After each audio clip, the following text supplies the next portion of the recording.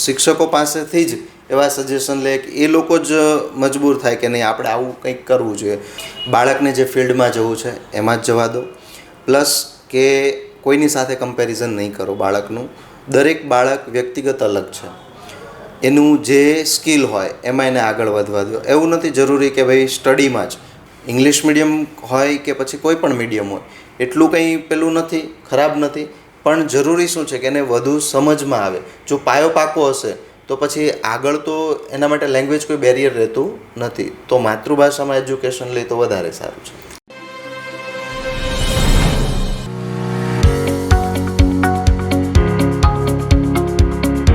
નમસ્કાર દર્શક મિત્રો, હું પ્રતિમા સોની ખબર છે .comના માધ્યમથી ગુરુદેવો ભવ શ્રેણીની આપની હોસ્ટ.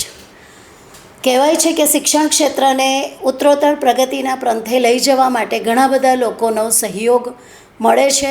ત્યારે જ સુરત શહેરનું શિક્ષણ ખૂબ ઉત્તરોત્તર પ્રગતિ કરીને આગળ વધી રહ્યું છે.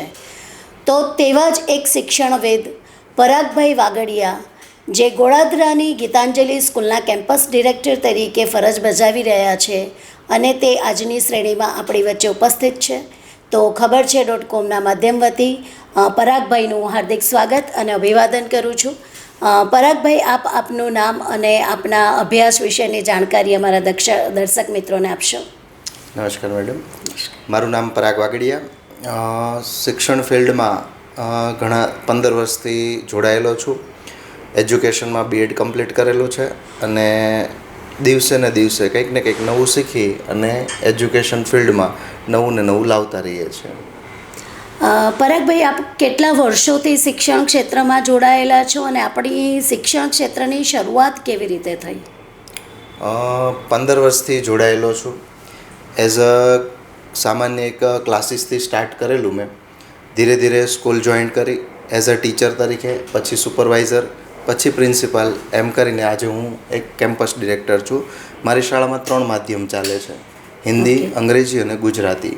ત્યાં હું એઝ અ કેમ્પસ ડિરેક્ટર અત્યારે છું.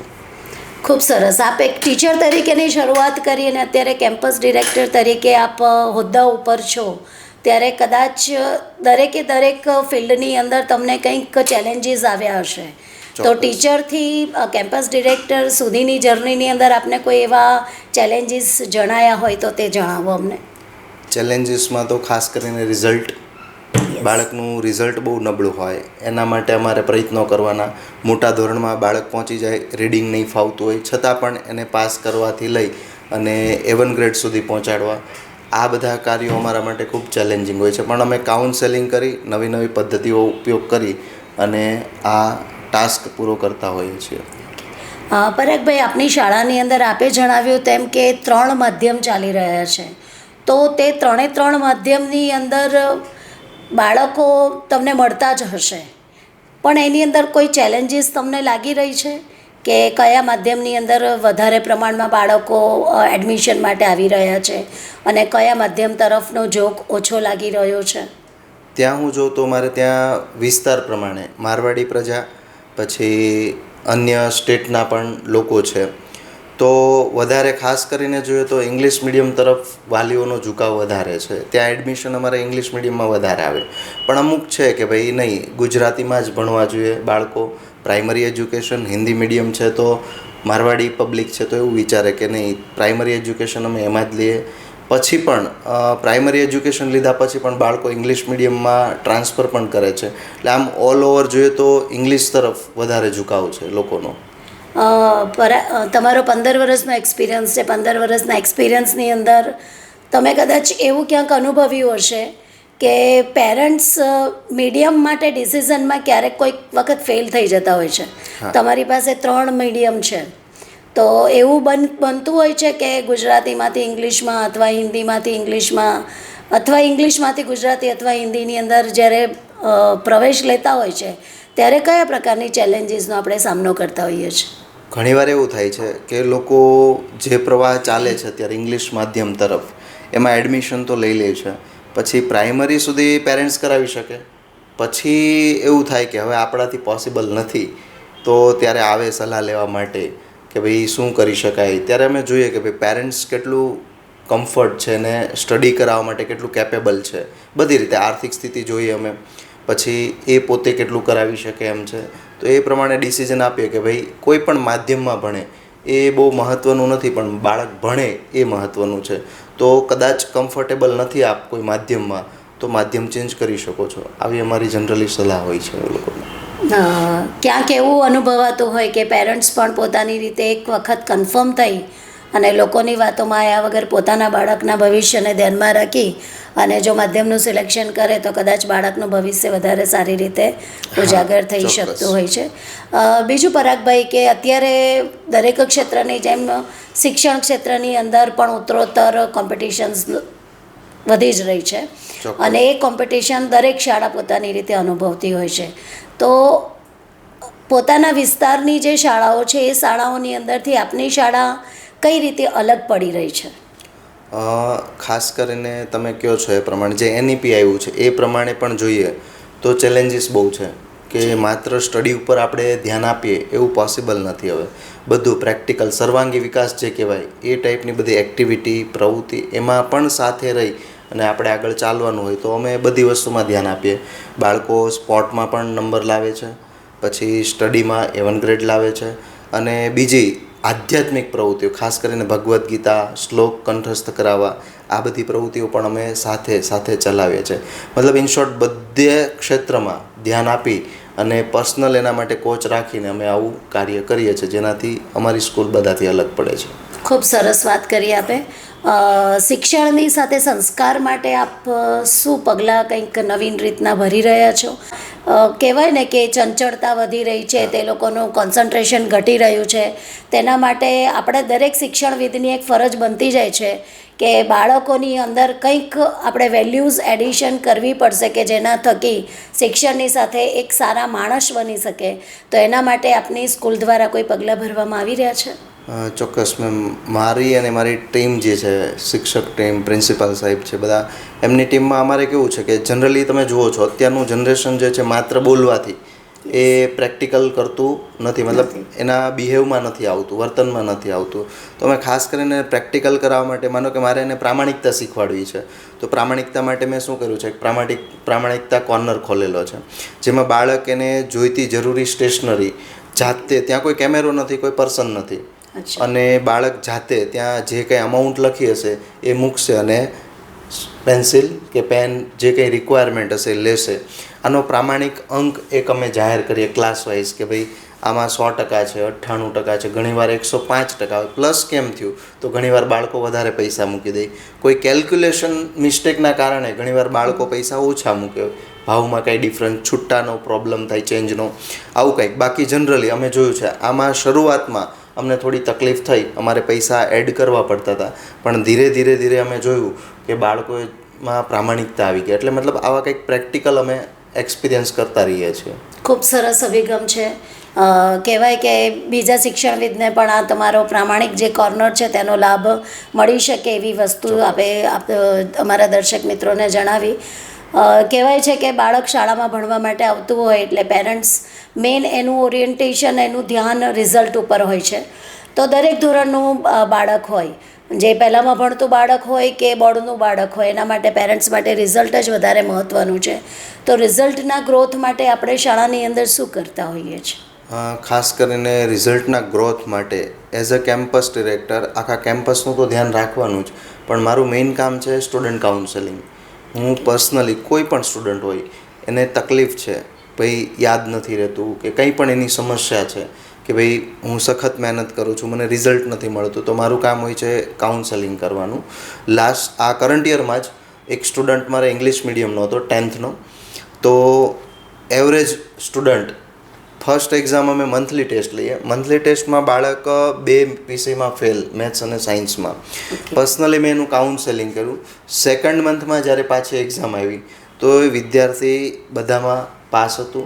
નેક્સ્ટ જેમ એક્ઝામ આવી તો મેથ્સમાં એક સમય એવો આવ્યો કે બાળક ક્લાસમાં ટોપ હતું, અને લાસ્ટ અમે જે બોર્ડની એક્ઝામ પહેલાં 8 રાઉન્ડ ટેસ્ટના લીધા, બધામાં બાળક A1 ગ્રેડમાં બેઠું. મતલબ કાઉન્સેલિંગ કરી અને એની સ્થિતિ સમજી, એના પેરેન્ટ્સને કંઈ સજેશન આપવા જેવું હોય કે ઘરનું એટમોસ્ફિયર ચેન્જ કરવા જેવું હોય તો ખાસ કરીને અમારું કામ એ કાઉન્સેલિંગ કરી અને બાળકનું રિઝલ્ટ સુધારવા માટે અમે જરૂરી બધા પ્રયત્નો કરીએ છીએ. એટલે ખૂબ સરસ અભિગમ છે કે પર્સનલ એટેન્શનથી કોઈ એક બાળકની જિંદગીને આપણે બદલી શકીએ છીએ, તેનું ખૂબ સુંદર ઉદાહરણ છે. બીજી વસ્તુ કે કહેવાય કે શિક્ષણને અપગ્રેડ કરવા માટે શિક્ષકોનો ખૂબ મહત્ત્વનો ફાળો હોય છે. તમે તમારે એઝ અ કેમ્પસ ડિરેક્ટર ખૂબ સરસ રીતે કામગીરી કરી રહ્યા છો, પરંતુ બાળકો સાથે જે કનેક્શનમાં હોય છે તે શિક્ષકો હોય છે. હા, ચોક્કસ. અને દરેક શાળાનો શિક્ષક જેટલો મજબૂત હોય છે એટલી શાળા વિકાસના દોર તરફ આગળ વધતી હોય છે. તો શિક્ષકોના વિકાસ માટે આપણે શું કરી શકીએ, અથવા આપણી શાળામાં કોઈ ચોક્કસ પગલાં ભરવામાં આવે છે? ખાસ કરીને જોઈએ તો એવું કહેવામાં આવે કે શિક્ષક માટે ટ્રેનિંગ આપવી જોઈએ, પણ ટ્રેનિંગ પણ કેવું થાય, મારું માનવું એવું છે કે આપણે બોલીએ ને સાંભળે એના કરતાં અમે શું કરીએ છીએ કે શિક્ષકો પાસેથી જ એવા સજેશન લે કે એ લોકો જ મજબૂર થાય કે નહીં આપણે આવું કંઈક કરવું જોઈએ. તો અમે ખાસ કરીને એક બુક રીડ કરવા માટે આપીએ છીએ શિક્ષકોને. બુકમાંથી અમુક ચોક્કસ પેજ સુધી અમારે એ શિક્ષકો વાંચી અને એક અમારું બુક રિવ્યૂ કરીને દર વીકલી અમે બેસીએ બધા, અને શિક્ષક જ એમ કહે કે નહીં બાળકો માટે આપણે આ બુકમાં આવું લખ્યું છે તો આવું કરવું જોઈએ. તો એ પોતે જાતે પ્રેરાય છે, જેનાથી ટ્રેનિંગની અમારે ખાસ જરૂર નથી પડતી અને બાળક સાથે આત્મીયતા ખાસ બંધાય છે, જેનાથી અમને બહુ ઘણો બધો ચેન્જ જોવા મળે છે એજ્યુકેશન ફિલ્ડમાં. બુક રિવ્યૂ થકી શિક્ષકોની અંદર પણ અપગ્રેડેશન આવતું હોય, એક વાંચનની ક્ષમતાનો વિકાસ પણ થતો હોય. સાહેબ, એનઈપીની અંદર કહેવામાં આવ્યું છે કે ભાઈ 1 થી 5 ધોરણ સુધીના બાળકોને પોતાની માતૃભાષાની અંદર જ શિક્ષણ આપવું જોઈએ, તે અંગે આપનો શું અભિપ્રાય છે? ના, ચોક્કસ. કારણ કે માતૃભાષા એવી વસ્તુ છે કે બાળક જન્મ ત્યાંથી લઈ એના જીવનમાં એ જ વણાયેલું છે, તો એ બહુ સારી રીતે સમજી શકે. જે શરૂઆતના સ્ટેપ છે 1 થી 5 સુધીના, એને સમજવા માટે બહુ ઇઝી પડે પોતાની માતૃભાષામાં હોય તો. પણ શું છે કે ઘણા અત્યારે લોકો છે રાજ્ય બદલતા હોય છે, એનું કોઈ જોબના લીધે કંઈ પ્લેસ ચેન્જ થાય તો એના લીધે એ લોકો શું કરે છે કે ભાઈ ઇંગ્લિશ મીડિયમ રાખીએ તો બધે કોમન રહે, એવું એક માન્યતા. બાકી આમ જોઈએ તો ચોક્કસથી મારું પણ માનવું એવું છે કે માતૃભાષામાં શિક્ષણ લે તો બહુ સારું થાય એમ. ઇંગ્લિશ મીડિયમ હોય કે પછી કોઈ પણ મીડિયમ હોય એટલું કંઈ પેલું નથી, ખરાબ નથી, પણ જરૂરી શું છે કે એને વધુ સમજમાં આવે. જો પાયો પાકો હશે તો પછી આગળ તો એના માટે લેંગ્વેજ કોઈ બેરિયર રહેતું નથી. તો માતૃભાષામાં એજ્યુકેશન લે તો વધારે સારું છે. એટલે જ કહેવાયું છે ને કે જે ભાષાની અંદર સ્વપ્નો આવે તે ભાષાનું આપણે જો એજ્યુકેશન મેળવીએ તો કદાચ આપણો વિકાસ વધારે સારી રીતે થઈ શકતો હોય છે. શાળાની અંદર એવો કોઈ આપણી પાસે પ્રયોગ કર્યો કે જેના થકી બાળકના શિક્ષણની અંદર ક્યાંક અટકતા હોય બાળકો, અને આપણે એને એક સારી રીતે ગ્રોથ તરફ આગળ લઈ જઈ શકીએ, અથવા એ બાળકને સર્વાંગી વિકાસ તરફ આગળ લઈ જઈ શકીએ, કોઈ પણ વસ્તુ હોય, શિક્ષણ હોય કે તમે જેમ સ્પોર્ટ્સની વાત કરી કે એવું સંસ્કારલક્ષી તમે એજ્યુકેશનની વાત કરી, એનો કોઈ કિસ્સો તમને યાદ આવે છે કે જેના થકી બાળકે પોતાની પ્રતિભાને ઉજાગર કરી હોય? ચોક્કસ. એક બાળક જોઈએ ને તો ભણવામાં એવરેજ હતું, પણ એને ક્રિકેટમાં બહુ રસ હતો, એટલે એને અમે ક્રિકેટ માટે આગળ લઈ ગયા. ક્રિકેટમાં 1-2 મેડલ પણ જીતીને આવ્યું બાળક. પછી એને સમજાવવામાં આવ્યું કે ભાઈ તું જેમ ક્રિકેટમાં જે મહેનત કરે, જે તારું ડેડિકેશન એમાં છે, એવું થોડુંક એજ્યુકેશનમાં આપીશ તો તું બધી રીતે તારો વિકાસ થશે. તો ચોક્કસ બાળકને સમજાણું અને એણે કર્યું એ. અને ખાસ કહું ને તો મારી ખુદની પ્રોગ્રેસ કે જે કંઈ હું અત્યારે છું એની પાછળ અમારું એક નેક્સ્ટ સ્ટેપ ગ્રુપ કરીને છે. અમે લોકો બધા શિક્ષક વિદો જે કહેવાય, બરાબર, મેનેજમેન્ટ સ્કિલવાળા, એ ભેગા થઈએ છીએ અને બધી સ્કૂલો જે મેનેજ કરતા હોય એ મળીએ છીએ. એમાં તમે જે આ ક્વેશ્ચન કર્યો એ રિલેટેડ અમારું ડિસ્કશન ચાલતું હોય છે. મંથલી કે 15 દિવસે જેવી અનુકૂળતા અમે મળીએ છીએ અને આમાં અમે પ્રોગ્રેસ કરીએ છીએ. તો આવી રીતે બાળક જે એનામાં સ્કિલ છે એના થ્રુ તો આગળ જાય છે. એ સ્કિલ દ્વારા અમે એને એજ્યુકેશન ફિલ્ડ પણ સમજાવીએ કે આ સ્કિલમાં જ અમે રસ છે ને તમે કરો છો, એવું જો તમે એજ્યુકેશનમાં પણ કરો, ભણવામાં પણ કરો તો એમાં પણ સેમ સક્સેસ તમને મળી શકે છે. તમે શિક્ષણ ક્ષેત્રમાં જ આવવાનું કેમ વિચાર્યું? તમે જ્યારે ભણીને નીકળ્યા હશો ત્યારે તમારી પાસે ઘણા બધા ક્ષેત્રો હતા કે ભાઈ અત્યારે ઘણા બધા ક્ષેત્રોની અંદર પણ સફળતા મળી રહી છે, તો શિક્ષણ ક્ષેત્રની પસંદગીનું માધ્યમ બનાવવાનું કેમ આપને ઈચ્છા થઈ? જ્યારે સ્ટડી કરતો હતો ત્યારે મારા એક બે ટીચર્સ, આઈડિયલ ટીચર્સ કહેવાય છે, એમને જોયા એટલે ખાસ એમના જેવું બનવાની ખૂબ ઈચ્છા થતી. ત્યારથી એમ કે નહીં, આપણે એક ટીચિંગ ફિલ્ડમાં જઈશું. અને ખાસ કરીને મારું અત્યારે એમએડ ચાલુ છે અને પીએચડી, મને પીએચડી પ્રત્યે પહેલેથી લગાવ. તો વિચાર છે કે નહીં, ધીરે ધીરે આપણે નામની આગળ ડૉક્ટર લગાવવું છે. અને ત્યારે એક બે એવા ફેકલ્ટીને પણ મળેલો, જ્યારે હું સ્ટડી કરતો ત્યારે મોટિવેશનલ સ્પીકરને મળેલો. ત્યારથી ડિસાઈડ કરેલું કે નહીં, ફિલ્ડ તો આ જ એક્સેપ્ટ કરવી છે. એટલે ટૂંક સમયમાં ડૉક્ટર પરાગભાઈ થઈ જશે. આપને ખૂબ ખૂબ અભિનંદન એના માટે એડવાન્સમાં. Thank you. પરાગભાઈ, એક બીજી વસ્તુ જોવાઈ રહી છે કે દરેક જગ્યાએ જેમ વિકાસ છે તે વિકાસની સાથે પોઝિટિવિટી અને નેગેટિવિટી બંને હોય છે. તો શિક્ષકોને સફળ થવું છે, પરંતુ ક્યાંક એવું જોવાય કે થોડીક મહેનતનું પ્રમાણ ઓછું હોય છે કે ડેડિકેશન ઓછું હોય છે. તો એ બાબતે આપનું શું કહેવું છે? કહીએ ને તો શિક્ષક ફિલ્ડની અંદર જે તમે કહો છો ડેડિકેશન ઓછું જોવા મળે. થોડીક એમની આર્થિક સ્થિતિ કે ભાઈ અસંતુષ્ટ છે સેલેરીથી, પણ અમે એવો પ્રયત્ન કરીએ છીએ દરેક શિક્ષકને, આપણે જે ફિલ્ડ સ્વીકાર્યું છે, એક આપણે નક્કી થયું છે કે આપણે અહીંયા જોઈન્ટ થયા છે, આ પેકેજમાં નક્કી થયું છે, પછી એ ગુણ કરી અને મેઇન આપણે આપણા શિક્ષણ ફિલ્ડની અંદર પ્રોગ્રેસ કરો. એક એવું કહેવાય છે કે તમે ભલે નીચેવાળો તમને કદાચ 10,000 સેલેરી આપશે, પણ ઉપરવાળી વ્યક્તિ છે એને તમે ₹1,00,000 કામ કરી આપો, બાકીના 90,000 એના અકાઉન્ટમાં ચોક્કસથી જમા થાય. રિયલ એક વસ્તુ કહું, હું જ્યારે ટીચિંગ ફિલ્ડની અંદર આવ્યો, મને એવું થતું કે ભાઈ બહુ સેલેરી ઓછી છે કે જે કાંઈ આર્થિક સ્થિતિ ઠીક એમ, પણ પ્રામાણિકતાથી કામ કર્યું તો મને જે કહેવાય ને કે આ 90,000 જે છે મારા અકાઉન્ટમાં જમા થયા. સાચું કહીએ તો મારા બાળક છે એને ક્યારેય મેં સ્ટડી કરાવવા નથી બેઠો. ક્યારેય હું એમને મતલબ જનરલી આપણે પૂછીએ 10-15 મિનિટ કાઢીને કે ભાઈ શું કરે છે, શું ચાલે છે એજ્યુકેશનમાં, કેવું ફાવે છે, એવું જોતા હોય, ઓલ ઓવર ઓબ્ઝર્વેશન હોય આપણું.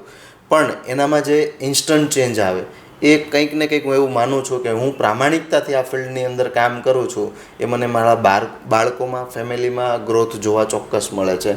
અને હા, કરેલી મહેનત ક્યાંય વેડફાતી નથી. ચોક્કસથી તમને કોઈક ના કોઈક, એવું નથી કે આર્થિક પૈસા રૂપે જ મળે, પણ ચોક્કસ તમને કોઈક એવા સ્વરૂપે મળશે કે તમે શાંતિથી લાઈફ જીવી શકો. હું મારી લાઈફમાં એકદમ શાંત છું. મને આઈ એમ હેપી, એમ હું સંતોષ ફીલ કરી શકું છું. હા, કરિયરમાં થોડું મને હતું સ્ટાર્ટિંગમાં કે ભાઈ આર્થિક સ્થિતિ થોડીક હતી, પણ હવે હું જોઉં છું કે મને ભગવાને બધી રીતે બધું આપ્યું છે. એક જ કારણ, પ્રામાણિકતાથી આપણે કામ કર્યું છે. ખૂબ સરસ વાત કરી તમે. એક જ શબ્દની અંદર કહેવાય ને કે બધો જ હાર દાવી ગયો, અને એટલે જ કહેવાય છે કે કર્મનું ફળ તો હંમેશા મળે જ છે. પછી આપણું કર્મ કેવું છે તેના ઉપર આધાર હોય છે, અને એનું જીવતું જાગતું ઉદાહરણ આપણા પરાગભાઈ છે. પરાગભાઈ, આપે આટલા વર્ષો શિક્ષણ ક્ષેત્રને આપ્યા છે, તો આપ અમારા દર્શક મિત્રોને શિક્ષણ બાબતે શું સંદેશ આપવાની ઈચ્છા રાખો છો કે ભવિષ્યની અંદર આપણા સુરત શહેરની અંદર એવો કેવો આપણે બદલાવ કરીએ કે જેના કારણે આપણે હજી આપણા સુરત શહેરના શિક્ષણ ક્ષેત્રને આગળ લઈ જઈએ અને આખા રાજ્યની અંદર આપણું સુરત શહેરનું નામ રોશન થાય? ચોક્કસ. દર્શક મિત્રોને જણાવીશ, ખાસ કરીને વાલીઓને, બાળકને જે ફિલ્ડમાં જવું છે એમાં જ જવા દો. પ્લસ કે કોઈની સાથે કમ્પેરિઝન નહીં કરો બાળકનું. દરેક બાળક વ્યક્તિગત અલગ છે. એનું જે સ્કિલ હોય એમાં એને આગળ વધવા દો. એવું નથી જરૂરી કે ભાઈ સ્ટડીમાં જ, અને બેઝિક જરૂરિયાત છે, ઇંગ્લિશ છે, મેથ્સ છે, આ બધી જરૂરિયાત છે, એ ચોક્કસથી કરાવો. એના માટે અલગથી ક્લાસ કરાવે એ કોઈ વાંધો નથી, પણ ખાસ કે બાળક ઉપર કોઈ પ્રેશરાઇઝ નહીં કરો કે ભાઈ તું આ જ ફિલ્ડ લે, એને જે ફિલ્ડમાં જવું છે એ ફિલ્ડમાં જ એને જો આપણે જવા દઈએ તો બહુ બેટર છે એમ. અને ખાસ કરીને વાલીઓ આપણે બધા એટલા બધા બિઝનેસની અંદર પહેલાં થઈ જાય છે કે 10-15 મિનિટ જો આપ બાળકને આપો તો બાળકમાં ઘણો બધો ચેન્જ આવશે. ખાસ કરીને એની નજીક જવાની જરૂર છે, એજ પ્રમાણે એના મિત્ર થવાની જરૂર છે, અને જેને જરૂર હોય ત્યાં બહાર એ શોધે ફ્રેન્ડ, મિત્રો પાસે જેને કમ્ફર્ટ ઝોન મળે છે એ જો એને ઘરમાં મળી જાય તો એના માટે બહુ શ્રેષ્ઠ થશે. અને જે કાંઈ અત્યારે એજ્યુકેશન સિવાય બાળક જ્યાં કાંઈ ચેન્જ થાય છે એનામાં જે કાંઈ આપણે એવું કહીએ ને કે કુટેવો આવે છે, વ્યસન આવે છે, તો એકદમ નજીક હશું ને આપણે તો આ બધી વસ્તુમાં ઘણો ચેન્જ આપણને જોવા મળશે. તો મારું તો એટલું જ કહેવાનું બધાને કે બાળકને સમજો, પછી કંઈ પણ પનિશમેન્ટ, સજા કંઈ પણ કરવું હોય, એણે જે કંઈ કર્યું એના માટે પહેલાં તો બાળકને સમજવું જરૂરી છે. એની પાસે બેસો, ટાઈમ આપો, ધેટ્સ ઓલ. ખૂબ સુંદર વાત કરી દર્શક મિત્રો. પરાગભાઈએ કે બાળકને સમજો, સાંભળો, તો જ બાળકને કંઈક પોતાની અંદરની જે વ્યથા હશે તે તમારા સુધી પહોંચાડી શકશે. અને મમ્મી પપ્પાની વધારે નજીક હશે તો બાળકના નાના મોટા પ્રશ્નો દૂર થઈ જશે. તો આવો જ અભિગમ દરેક શિક્ષણવિદ તરફથી પેરેન્ટ્સ માટેનો હોવો જોઈએ. તો ખબર છે .com વતી હું ફરીથી આપનું હાર્દિક સ્વાગત અને અભિવાદન કરું છું. આપે આપનો સમય જે ફાળવ્યો તે બદલ ફરીથી આપનો ખૂબ ખૂબ આભાર. Thank you so much.